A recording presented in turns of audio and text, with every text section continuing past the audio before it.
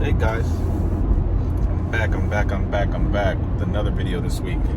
Ooh, let me put this camera down just a little bit, because I do not want to be dealing with the Davie police officers right now. And they're trying to use their little gun trying to use their little laser to stop people on the road. Yeah, guys. But yeah, I'm back with another video. This time I'm in one of my cars, one of my new babies that I picked up this past month. It's going to be the Porsche Macan. I am focusing while I'm driving, so don't worry about that. But I just kind of wanted to make a quick little video for you guys to tell you, how I obtained this car and why I feel as if this car is going to be great for the market, great for where I'm at, in my area, my demographic.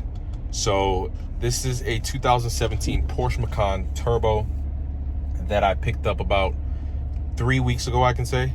And it's a vehicle that I have, I loved it from the minute that I did see it, but you can just keep growing in love with the vehicle over time. So this right here is like my baby. I would definitely drive this car every day if I could. So like if this was like my personal car, I would definitely drive it every day. Listen, it comes with the panoramic sunroof. It's basically a Porsche 911, in a bigger form. It's basically like the Porsche 911 had a baby with the Cayenne, and this is the outcome of this car. So a little later I'll give you some B-roll of the vehicle, but I absolutely love this car. And one of the reasons that I bought this car, one of my inspirations was Sima's experience on YouTube. Go follow her and tell her that I sent you there for some education. But still watch my videos though for Turo news, Turo education, because I'm still putting out these little jewels. But yeah, one of the main reasons that I bought it was because she explained something to me. In a video, but it spoke to me. She explained something, and it made a lot of sense. You don't really have to have the top tier vehicle. Like, I didn't have to have a Porsche GT3 RS, the $200,000 Porsche. I didn't have to have that. All I had to have was a vehicle that literally had the Porsche badge on it. I wasn't gonna go with the Panamera because I'm not really a big fan of the Panamera. I'm a big fan of the Taycan now since it's all electric, but as far as the Panamera, I felt as if that was too basic for me. I felt as if it was too much of a box for me. It just didn't feel right. So, and I looked at the Cayennes too. A friend of mine actually used to own a Cayenne, and it's a very beautiful car, man. But I guess I just wasn't in the market for it. And this kind of popped up, the Porsche Macan. She talked about it, and I was like, yeah, this makes sense. Like, this vehicle right here, it's sleek, it's small, not small, it's not too small now, so it could fit almost anywhere. It has that sporty look, that sporty feel, the sporty look, and it basically does everything. So I decided to go take a look at it, and I didn't even realize that it was a turbo until I was in the sale, and I was like, oh shoot. This is the Macan Turbo. I kind of looked up some more information about it because I hadn't had too much knowledge on this vehicle in general. So I looked at it when I was at the dealership, and I was like, oh, cool. Okay. This is the highest trim in the model, and it was at a good price. I'm not gonna even lie, at around $52,000. And one of the greatest things about buying a vehicle or financing a vehicle is being able to buy the vehicle after it has lost most of its depreciation, like its early depreciation. So it's great to look at cars that are either 2 to 3 years old and go after them instead of going for a brand new vehicle, unless it's a vehicle that people are after. Let's say like when the C8 came out, that would have been a good buy. I believe, you know, spending $100,000 on a vehicle like that would have been good for the market either way, because nobody has it. It's the first of its kind. But when a vehicle is already out, you know, when a vehicle has, you know, has been in production, or a body style has been in production for years, I rather just, you know, wait a few years, 2 to 3 years, and pick up the vehicle then. That way the car will lose its initial, you know, all that initial depreciation, and you know, I'll just pick it up at a discount basically. So now when I'm in the vehicle, you know, for the next, let's say for the next 2 years, you know, the amount of depreciation that it's going to have is not going to be as great as or as large as, you know, if I bought it brand new. So me buying it at the price point that I bought it at was perfect for me, because brand new, this car was about $87,000 sticker price. Let me see if I have that. Let's see. I'm trying to find the sticker price for it. I'll find it somewhere, but I believe it was at $87,000 brand new. I got it for literally, you know, about $30,000, almost 30. Yeah, no, I could say $30,000 less than, you know, I saved $30,000 over a 3-year period. So over 3 years, the car has lost $30,000 in value. $30,000 in value. So now when I own it, you know, and I bought it at such low mileage, it came with 25 or 26,000 miles, 26,000 miles. And I'm currently at 27,110. So the car is fairly new still, and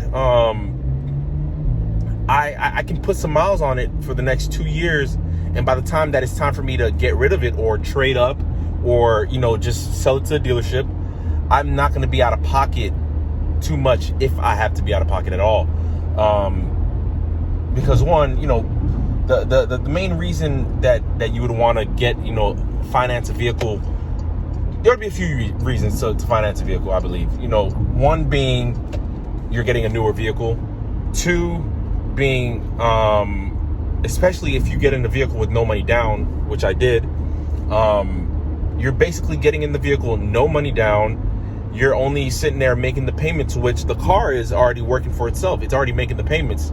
So now, you know, after it's made its payments and it's paid insurance and everything like that, now everything that comes afterwards is strictly cash flow. So I'm in this game, you know, of financing vehicles strictly for the cash flow. You know, and it's going to help my income in a way also, because having multiple of these, like, you know, let's say two vehicles that I have are on that I'm financing now are the Porsche Macan and a Chevrolet Corvette. So these vehicles, right, will help boost my income, which helps me go ahead and finance other cars in the future. So I believe that these vehicles, you know, a month I'm projected to make around $3,000 a month on these vehicles, easily, you know, without me having to work hard. At the moment, I have the vehicles priced a little bit competitive, just so that I can get the customer base. But after that, prices are going to go up, as it should, and you know. So now that helps with my income, even though it's considered a debt, but that helps with my income. That helps with my credit, my vehicle credit also, because there's so many different factors in credit. You have credit that's based specifically for homes. You have credit that's basically for installment loans, credits for credit cards and all that stuff. But it's gonna help my credit in a way, and you know, I get to enjoy this car basically for free, if you understand what I'm saying. So initially, no money down, so the car is making its payments and I'm driving it for free. What more could you want, you know? So I basically, in the backstory on how I got this car financed is my old vehicle that I had was in a total loss situation where it then kind of freed my credit up to be able to go ahead and be like, all right, let me go ahead and finance a car. My income is a little bit higher than it was, let's say, 3 years ago or 2.5 years ago when I did buy my old car. So that obviously helped me a lot. And then I had a pre-approval with my lender, with my bank. So I already had a pre-approval for the vehicle. Well, I had a pre-approval, not for any specific vehicle, but just a vehicle in general. So all I had to do was basically go with my the check that the bank gives you, and just find the car and literally say you're basically walking out with the vehicle, not paying anything. You're just signing some papers and walking out with the vehicle. So that right there just helped me get into a car for free. I get to put post this car on here. I get to drive it around, flex a little bit, if I can say that. I'm not really a person who likes to flex, who likes to show stuff around like that. But it's good for my business. I could utilize this vehicle to help my business grow. When people see you in certain vehicles, they tend to want to do business with you. And it's crazy, right? If they see you in a certain vehicle, they'll be like, oh man, this person drives this vehicle. Well, I see this a lot. It's not like it's a rental or anything. I see this car a lot. So they tend to gravitate towards you. So and then I'm going to be putting this car on YouTube. So hopefully sometime this year, I'll get monetized and be able to make a little bit of cash off of this. When I do videos about it, when I do videos in it, when I do, any video that has this car in it. So that's one of the main reasons that I did this. And I hope that you guys enjoyed what I've explained as far as why I made the decision that I made. And I hope that you like how I got this vehicle. And then the next video that I should make, it's going to be a juicy video, a little bit. So just stay tuned for that. And it's about this car actually. And then I have a few other videos to make about the Corvette that I do have. So hopefully I can get these cars together pretty soon, so I can show you guys both of them side by side. But yeah, I wish I could have all my fleet together so I can just show it to you, but it's not good for business. So hope you guys enjoyed this video. I'll catch you next time. All right.